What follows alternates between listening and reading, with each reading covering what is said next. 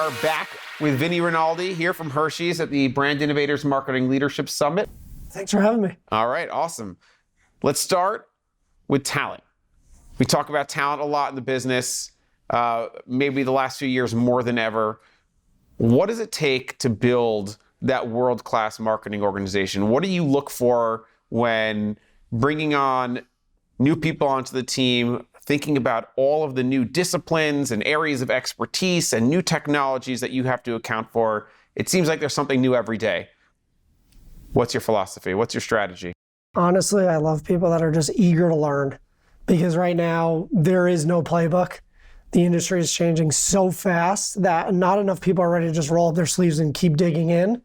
It's probably one of the biggest traits I look for in people is how open and willing are you to kind of roll up your sleeves no matter what level you're at, understand what's happening, and try and teach yourself at times. I think our industry has a learning and development problem. A lot of the content out there seems to be more focused on singular platforms versus how does the industry evolve and adapt to all the changes that are happening. So for me, new talent needs to understand what's happening, how they can teach themselves, learn, adapt, pivot, and really just be open and willing to just dive in, because there's just so much going on right now. It's impossible to keep up with. Do you look more for specialists, generalists, a good mix of both? What type of roles do they play? It's a good mix of both at this stage. You know, we've created a lot of specialist roles, and now we're pivoting almost into a mix of generalist roles on a day-to-day basis with specialist expertise to build. So we look at our team in a little bit of a sense of builders and users who can build the capabilities and really bring the organization along the journey, while then creating something that the users can use on a daily basis. So it's a little bit of a mix, but it's definitely been a much more iterative process than I think we all imagined as we go through marketing transformation and really go from a legacy quote unquote model into a future-proof model. Well, it definitely feels like the pendulum is swinging in that, right? There was specialists for a while, maybe starting to swing in the other direction, right? Not fully, and I think it's finding the right equilibrium. You use it often, right brain, left brain, and really finding the inner balance between both, the science and the art behind everything. Now let's go to the flip side, right?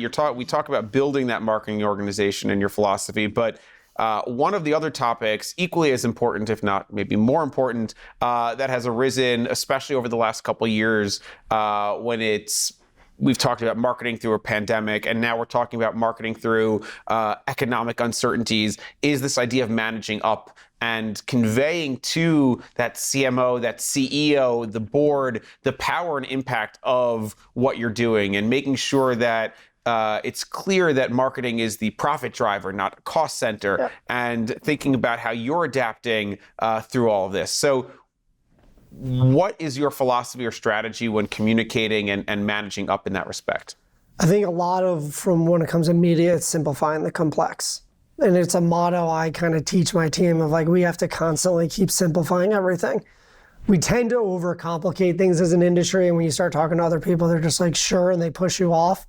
And that's when it starts them thinking we're just a cost center. Versus simplifying the objective, this is what we're doing that's actually driving top line revenue growth or business opportunities and all of that. That's when they start listening and you've hooked them.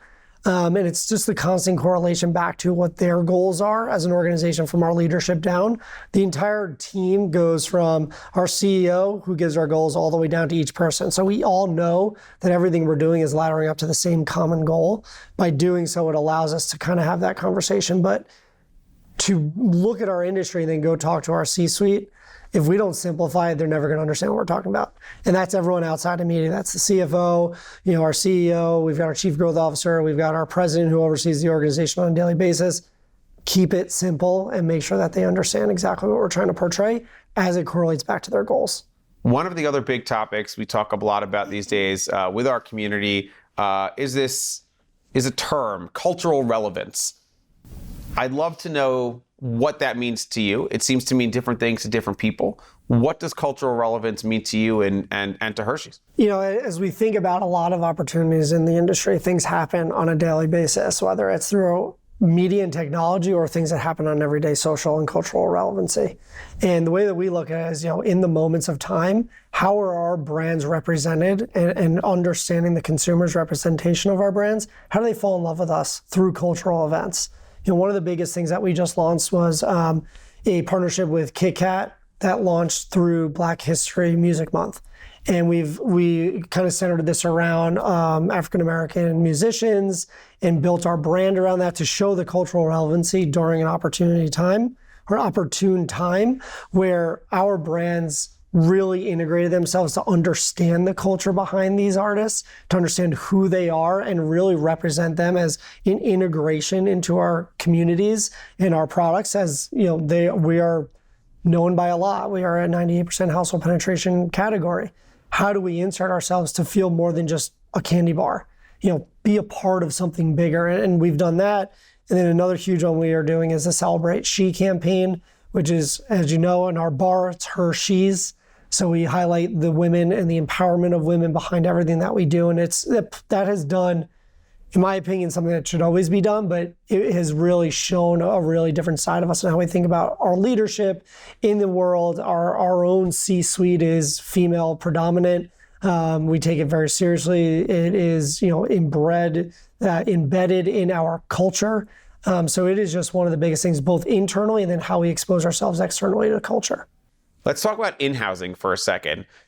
Another really hot topic over the last couple of years. Every marketer tends to have a different perspective on the value of bringing different capabilities, typically those agency capabilities, in-house. I know Hershey's gone a certain amount down that path, that journey. Where are you in that journey? What does in-housing look like for you? So we look at it in a couple of different ways. One, we've done a large portion of creative in-house.